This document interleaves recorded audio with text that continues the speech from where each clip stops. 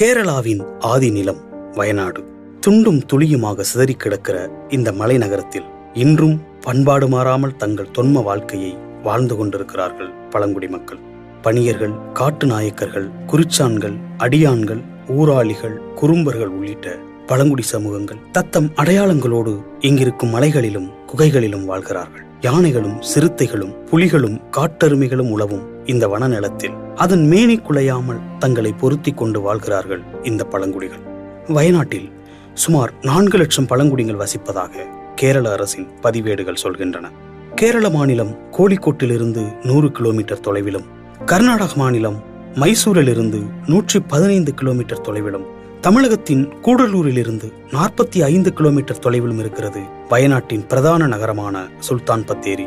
இந்த நகரை சுற்றி 200க்கும் மேற்பட்ட சிறு சிறு குடியிருப்புகளில் வசிக்கிறார்கள் பழங்குடிகள். தமிழ்நாட்டின் முதுமலை சரணாலயமும் கர்நாடகாவின் பந்திப்பூர் சரணாலயமும் வயநாட்டில்தான் சந்திக்கின்றன. அதனால் சாதாரண சாலை பயணத்திலேயே சுதந்திரமாக உலவித் திரியும் யானைகளையும் காட்டெருமைகளையும் காண முடியும். அடர்ந்த வனமாக பழங்குடிகள் கையில் இருந்த இந்த நிலப்பரப்புக்கு முந்தைய பெயர் மாயாச்சேத்திரம். 3000 ஆண்டுகளுக்கு முன்னரே மனித நாகரிகம் தலைத்திருந்த தொன்மச் சான்றுகள் ஏராளம் இங்கு கிடைத்திருக்கின்றன. இங்கிருக்கும் எடக்கல் குகையில் 6000 ஆண்டுகளுக்கு முற்பட்ட பாறை கிருக்கல் ஓவியங்கள் கண்டறியப்பட்டுள்ளன. நெடுங்காலம் ஹைதர் அலியின் கட்டுப்பாட்டில் இருந்த இந்த பகுதி பிற்காலத்தில் கோட்டயம் ராஜவம்சத்தாருக்கு கட்டுப்பட்ட நிலப்பரப்பாக மாறியிருக்கிறது. மைசூர் உடையார் ராஜா வாடியாரின் ஆளுமையிலும் சிறிது காலம் இந்த பகுதி இருந்தது. பிறகு வந்த ஆங்கிலேயர்கள் இதை தங்கள் வாசஸ்தலமாக வைத்துக் கொண்டார்கள். வனத்துக்கு மத்தியில் தத்தம் பண்பாட்டோடு நிம்மதியாக வாழ்ந்த பழங்குடிகளின் வாழ்க்கையை ஆங்கிலேயர்கள் புரட்டி போட்டார்கள். மண்ணுக்கும் மலைக்கும் இணக்கமாக நின்ற மரங்களை எல்லாம் அழித்து தேயிலையையும் காஃபியையும் பயிரிட்டார்கள். பழங்குடிகளைப் போலவே நிம்மதியாக இருந்த காட்டுயிர்கள் பலவும் இதனால் நிலைகுலைந்தன. அடர்ந்த வனம் ஆங்காங்கே களையப்பட்டு தேயிலைக்கு தாரை வார்க்கப்பட்டது. ஏலக்காய், மிளகு, கிராம்பு, வெந்தயம், சீரகம், பாக்கு என பல்வேறு வகையான வாசனை பயிர்கள் வளர்க்கப்பட்டன. இயற்கையின் இருப்பிடமாக இருந்த இந்த பகுதி வாசனைப் பொருட்களின் உற்பத்தி கூடமாக மாறிவிட்டது. மலையெங்கும் காங்கிரீட் கட்டுமானங்கள் எழுந்தன. ஆங்கிலேயர்களுக்கு பிறகு பெரும் பணக்காரர்களின் கைகளுக்குள் வந்தது வயநாடு. பழங்குடிகளின் தடங்களை அழித்துவிட்டு பெரிய பெரிய வீடுகளை கட்டி வைத்து கோடை வாசஸ்தலமாக வயநாட்டை மாற்றினார்கள். பாக்கு, வாழை தோட்டங்கள் ஏராளம் உருவாக்கப்பட்டன. பழங்குடிகள் இன்னும் தங்கள் வாழ்க்கையை சுருக்கி கொண்டு மேலும் மேலும் இடம்பெயர்ந்தார்கள். இங்கிருக்கும் பல கிராமங்களை இன்னும் சாலை வசதியோ மருத்துவ வசதியோ எட்டி பார்க்கவில்லை. பள்ளிகள் கூட பல கிராமங்களில் இல்லை. சில தொண்டு நிறுவனங்களின் உதவியோடு முதல் தலைமுறையாக இப்போதுதான் கல்விக்கூடங்களை எட்டி பிடிக்கிறார்கள் பிள்ளைகள். ராகுல் காந்தி வயநாடு பாராளுமன்ற தொகுதியின் வேட்பாளராக களமிறங்கியதும் தேசத்தின் பார்வை இந்த மலை மாநகரத்தின் மீது விழுந்தது. அரசியல் முக்கியத்துவம் கொண்ட பகுதியாக இது மாறியது. பாக்குமரம் ஏறுவது, காப்பி கொட்டைகளை சேகரிப்பது, தேனெடுப்பது என எளிய தொழில்களை செய்து வாழும் வயநாட்டு மக்களின் வாழ்க்கையை தற்போது பெய்த பேய்மலை புரட்டி போட்டு விட்டது. வீடல்ல வெள்ள வீடு, அந்த இடத்துல 3 போடி கிடக்கு. ஏராளமான நீர்வீழ்ச்சிகளும் ஏரிகளும் நிறைந்த பச்சைய பூமியான வயநாடு மனிதர்களை மண்ணோடு புதைத்து அசுரமுகம் எடுத்திருக்கிறது. வயநாட்டில் கடந்த 2 மாதங்களாக கடுமையான மழை பெய்து வருகிறது. அத்தனை நீர்நிலைகளும் நிரம்பிவிட்டன. நதிகளில் வெள்ளம் பெருக்கெடுத்து ஓடுகிறது. தொடர் மழை காரணமாக மலைப்பகுதிகளின் மண் பிடிமானம் தளர்ந்து விட்டது. இங்க இருந்தெல்லாம் அங்க நிறைய பேருக்கு போக முடியாது. மனசுல தைரியம் இருந்தா அங்க தான் போக முடியும். சொல்ல முடியாது எவ்வளவு உயிர் போயிருக்குன்னு சொல்ல முடியாது சார். இங்க இருந்து கடந்த சனிக்கிழமை தொடங்கி திங்கட்கிழமை வரை இடைவிடாது கொட்டி தீர்த்தது மழை. ஒரே நாளில் 30 சென்டிமீட்டர் மழை கொட்டியதால் தாழ்வான பகுதிகளை வெள்ளம் சூழ்ந்தது.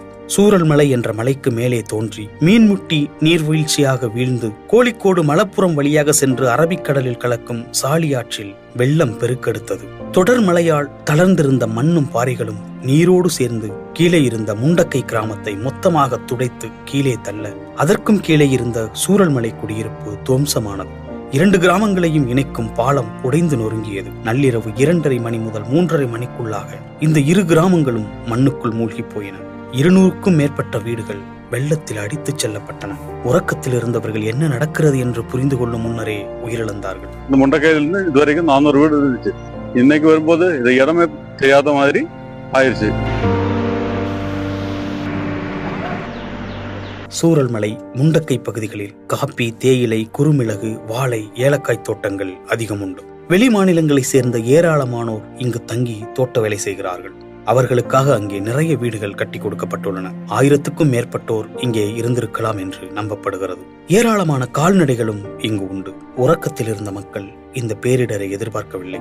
வெள்ளம் பலரை இழுத்துச் செல்ல மண் பலரை மூடியது. பாறைகள் பலரின் உயிரை பறித்தன. சாலியாறு நதி இந்த இரு கிராமங்களையும் தின்று செறித்து புதுப்பாதை போட்டு கோழிக்கோடு நோக்கி ஓடிக்கொண்டிருக்கிறது. இந்த பேரிடர் நமக்கு ஒரு பாடத்தை கற்றுத் தந்திருக்கிறது. பழங்குடிகளின் மண்ணான இங்கு கொட்டி தீர்த்த பேய்மலை பழங்குடி மக்களை பெரிதாக பாதிக்கவில்லை. சூரல்மலைக்கு மேலே அரணமலை, ரிப்பன் போன்ற பகுதிகளில் காட்டு நாயக்கர்கள் வசிக்கிறார்கள். சூரல்மலையை சுற்றி இருக்கும் வனப்பகுதிகளில் பணியர்கள் வாழ்கிறார்கள். வெறும் மூங்கில் பத்தைகளை ஊன்றி அதன் மேல் களிமண் பூசி புற்களால் வேயப்பட்ட அந்த பழங்குடிகளின் வீடுகள் பெரிதாக பாதிக்கப்படவில்லை. எங்கே மண் சரியும், எங்கே வெள்ளம் வரும் என்பதையெல்லாம் அனுபவத்தால் உணர்ந்து அதற்கேற்ப தங்கள் வாழிடங்களை அமைத்துக் கொண்டிருக்கிறார்கள் பழங்குடிகள். கடந்த ஆண்டும் இந்த சூரல்மலை நிலச்சரிவால் பாதிக்கப்பட்டது.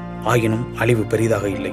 நிலத்தின் தாங்குதன்மைக்கு மேலே கட்டுமானங்களை உருவாக்கியதே இந்த பேரிடருக்கு காரணம் என்கிறார்கள் ஆய்வாளர்கள். இன்று காலை நிலவரப்படி 126 பேர் இறந்திருக்கிறார்கள். ஆங்காங்கே நதிகளில் உடல்கள் மிதக்கின்றன. மண்ணுக்குள் இருந்து கைகள் நீண்டு நிற்கின்றன. களத்தில் இறங்கிய இராணுவமும் பேரிடர் மீட்பு படையும் மண்ணுக்குள்ளும் நீருக்குள்ளும் தத்தளித்த 400க்கும் மேற்பட்டவர்களை மீட்டு பாதுகாப்பாக தங்க வைத்திருக்கிறார்கள். 500க்கும் மேற்பட்டோரை காணவில்லை என்கிறார்கள். இறந்தோர் எண்ணிக்கை மணிக்கு மணி கூடுகிறது. இயற்கையின் சீற்றத்தில் சிக்கி நம் சகோதர மாநிலம் தவிக்கிறது. பாதிக்கப்பட்டவர்களை கரம் கொடுத்து மீட்போம். உறவுகளை இழந்த குடும்பங்களுக்கு ஆறுதலை பகிர்வோம்.